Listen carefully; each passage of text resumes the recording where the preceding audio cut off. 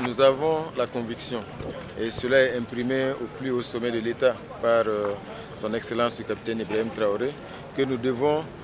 pour la trajectoire que nous avons prise, bien sûr nous appuyer sur nos valeurs endogènes,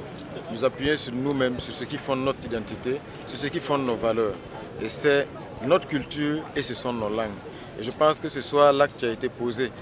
par son Excellence, Monsieur le Premier ministre, au nom du président du Faso, est un acte fort qui marque donc le début et le lancement des programmes de la ETB 3, qui sera, comme cela a été annoncé, une télé exclusivement dans nos langues nationales,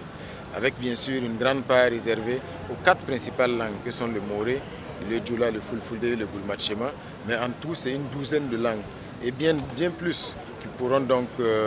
être diffusées par cette chaîne-là et dont le slogan est assez évocateur, notre chaîne, notre identité. C'est pour dire que nous fondons beaucoup d'espoir sur cette chaîne-là afin de replacer nos langues nationales à leur place. Je pense que vous l'avez dit, le Conseil des ministres a décidé donc que nos langues nationales deviennent les langues officielles et je pense que c'est dans le prolongement donc de cette dynamique-là que cette chaîne-là est née. Et nous avons la conviction aujourd'hui que cette chaîne-là, elle va être rapidement adoptée par les Burkinabés parce qu'elle va traiter de questions, bien sûr, qui les concernent sur tous les plans,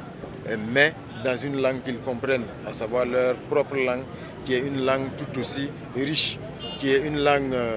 qui nous permet également de créer du développement. Et c'est fini donc la période où on pensait qu'il n'y a bien sûr que le français qui a droit de citer. Aujourd'hui, nous pensons que nos langues nationales doivent être replacées également au cœur, bien sûr, de nos priorités, au cœur de nos actions. Il ne reste plus qu'à souhaiter plein succès à cette nouvelle chaîne et exhorter l'ensemble des travailleurs autour du directeur général de la ETB à redoubler d'efforts pour que les espoirs placés en cette télévision, cette nouvelle télévision, puissent se concrétiser au grand bonheur de tous nos concitoyens.